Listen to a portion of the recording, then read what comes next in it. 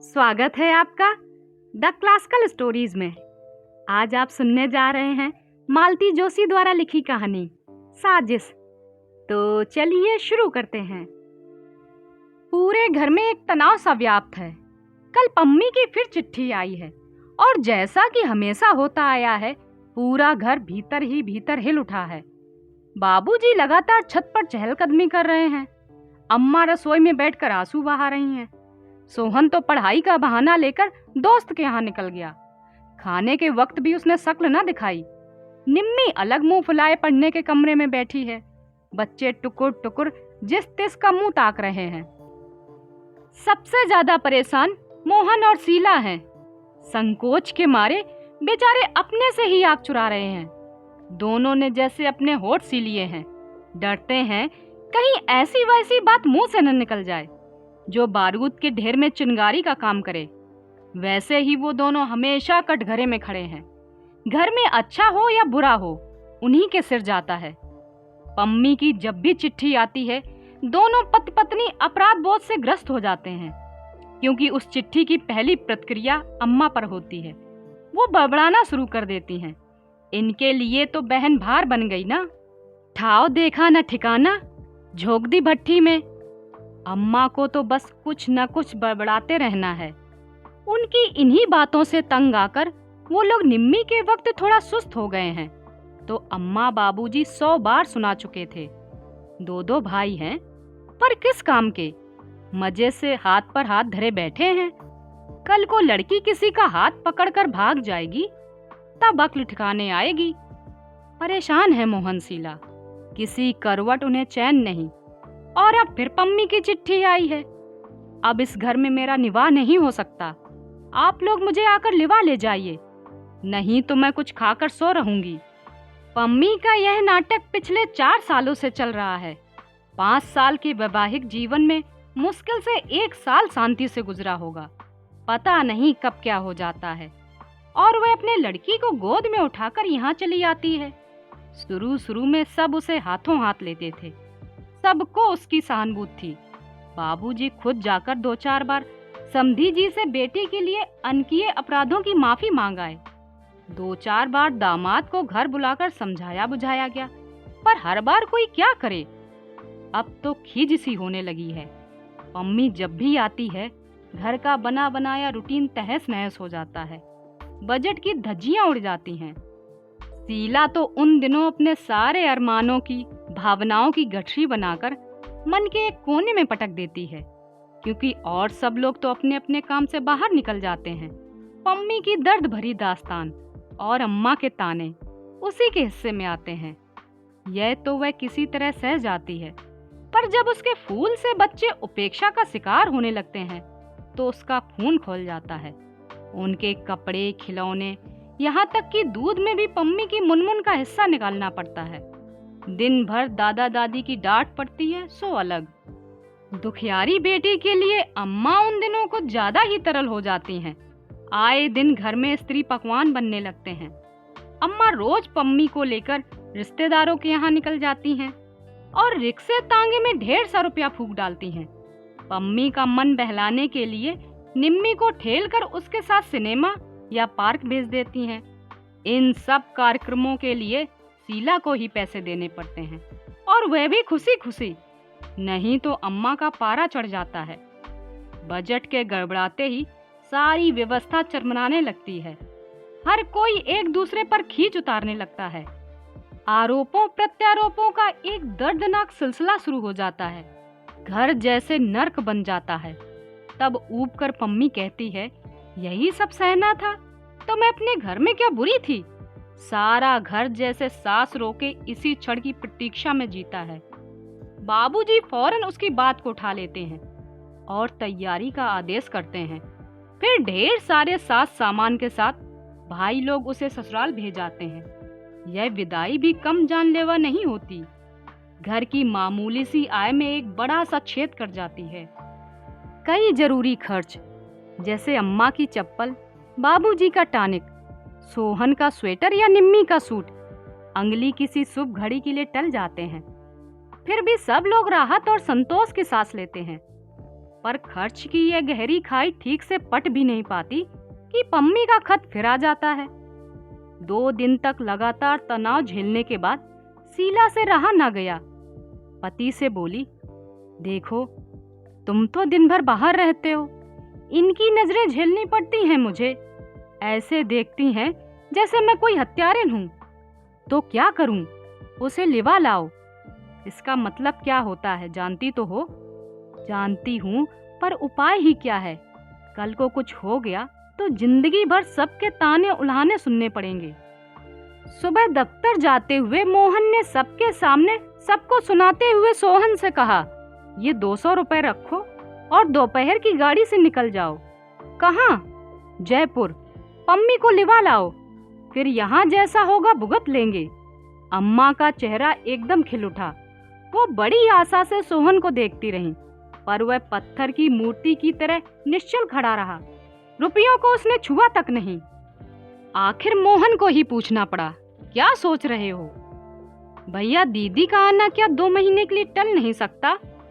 क्यों? क्यों क्या? जानते तो हो यह मार्च का महीना है। आपको अपने टीपू मीनू की चिंता ना सही, मेरा और निम्मी का तो ख्याल कीजिए। दोनों की परीक्षाएं सिर पर हैं।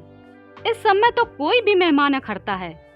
दीदी तो फिर आप जानते ही हैं, आते ही सारा वातावरण गदला करके रख देती हैं। घर में पांव देने की इच्छा नहीं होती। पढ़ाई क्या खाक होगी? आप तो खुशकिस्मत हैं छोटे भैया, निम्मी ने सुर मिलाया। घर में पांव देने की इच्छा ना हो तो दोस्त के घर जाकर पढ़ सकते हैं, पर हम क्या करें? दीदी आती हैं तो कितना काम फैल जाता है। वो तो किसी काम में हाथ नहीं लगाती, बस दिन भर बैठी बिसूरती रहती हैं। अपनी बिटिया तक उनसे नहीं संभलती, उसे भी हम पर थोप देती हैं। अम्मा एकदम हतप्रभ थीं। तुम दोनों को अपनी सगी बहन भी जहर लग रही है। वाह रे कलयुग। मगर शीला खुश थी। अच्छा हुआ कि अम्मा जी जान तो गईं कि पम्मी का आगमन सारे घर के लिए कितना अनचाहा अध्याय है। सबसे ज्यादा खुशी तो इस बात की थी कि जो कुछ कहा सोहन ने कहा, निम्मी ने कहा, मोहन और शीला के सिर कोई बुराई नहीं आई। उसके बाद वह प्रसंग एक तरह से समाप्त ही हो गया था। बाबूजी ने पम्मी को लिख दिया था कि बच्चों की परीक्षा के बाद वो खुद आकर उसे लिवा जाएंगे। इसी आशय का एक अनुरोध पत्र उन्होंने समधी जी को भी लिख दिया था। मोहन से कह दिया था कि एकाध पत्र बहनोई को भी लिख दे, हम उम्र हैं दोनों, 2 बातें वे प्यार से समझा देंगे। लेकिन इस बार पम्मी ने किसी का इंतजार नहीं किया। वे छुटकारे की सांस ठीक से भी ना ले पाए थे कि रोती छींकती आ पहुंची। उसे देखते ही सबके चेहरे फक पड़ गए। उस दिन घर में उत्सव का सा वातावरण था। मोहन ने अपने एक परिचित को सपरिवार आमंत्रित किया था। यह निमंत्रण अनायास ना था। निम्मी के लिए उस घर में बात चलाने की योजना थी। वे लोग इस बहाने घर को और निम्मी को देख लें, यही इच्छा थी। घर को एक विशेष यत्न से सजाया गया था। निम्मी भी सजी धजी गुड़िया सी बैठी थी, इतनी चुपचाप जैसे कि मुंह में जवान ही ना हो, और सबने अपनी बेहतरीन पोशाकें पहन ली थी। शीला ने जिद करके सास को कलफ लगी साड़ी पहना दी थी। वे मिस्री की डली बनी मेहमानों से बतिया रही थी। बाबूजी सबके बीच में चुपचाप बैठकर सामने वाली पार्टी को आंक रहे थे, परख रहे थे। शीला रसोई में व्यस्त थी। सोहन बाजार के चक्कर काट रहा था, मौका लगते ही बहन की चटोरी काट लेता था। माहौल खुशी से सराबोर था कि पम्मी घर में भूचाल की तरह दाखिल हुई। आते ही उसने गला फाड़कर रोना शुरू कर दिया। मुझे वहां भट्टी में झोंककर यहाँ सब बैठकर गुलछर्रे उड़ा रहे हो। इतनी चिट्ठियां लिखी पर कोई झांकने ना आया। किसी को मेरी परवाह नहीं कि पम्मी जिंदा है या मर गई। इतनी ही भारी लगती हूँ तो हाथ पैर बांधकर कुएं में फेंक दिया होता। बार बार तंग तो ना करती, पर जब आपके पास कुछ देने को नहीं था तो मेरी शादी क्यों की? लड़के वालों के सामने अच्छा खासा नाटक हो गया। महफिल तो उखड़नी ही थी। बार बार क्षमा याचना करके उन लोगों को विदा किया। उनके यहाँ से क्या जवाब आएगा, यह तो करीब करीब निश्चित ही था। बड़ी मुश्किल से कहीं बात लगी थी। सब चौपट हो गया। महीने के अंतिम दिन थे। फिर भी मोहन ने जी कड़ा करके स्वागत सत्कार में 150 फूंक डाले थे। सब पर पानी फिर गया। घर में जैसे मातम छा गया। निम्मी तो खाट पाटी लेकर ऐसी पड़ गई, उसने खाना भी न खाया। और लोग भी पम्मी से खिंचे खिंचे ही रहे। अम्मा और भाभी को छोड़कर किसी ने ठीक से कुशल क्षेम भी नहीं पूछी। अपने स्वागत का यह नया अंदाज देखकर पम्मी सहम गई। 2 दिन तो उसने किसी तरह सब्र किया। तीसरे दिन फट पड़ी। लगता है किसी को मेरा यहाँ आना अच्छा नहीं लगा। पहले से जानती होती तो यहाँ आती ही क्यों। अपमान ही सहना है तो अपने घर में सहूंगी। घर में नहीं निभेगी तो नौकरी कर लूंगी। सोहन भी जैसे तैयार ही बैठा था। बोला, तो कर लो ना नौकरी। जिंदगी भर भैया भाभी की छाती पर मूंग डलना क्या जरूरी है। जब मन होता है मुंह उठाकर चली आती हो। आखिर तुम्हारे लिए कोई कितना करेगा। घर में एक और लड़की भी तो है। आती हूँ तो अपने पिता के घर आती हूँ। पम्मी ने तमतमा कर कहा, तुम्हारे दरवाजे आऊं तब आग दिखाना। पिता का घर, कहकर सोहन बाहर चला गया। वह अपने दिल का गुबार निकाल चुका था।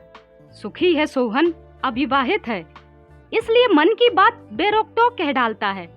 कोई यह नहीं कह सकता कि बीबी ने उसके कान भर दिए हैं।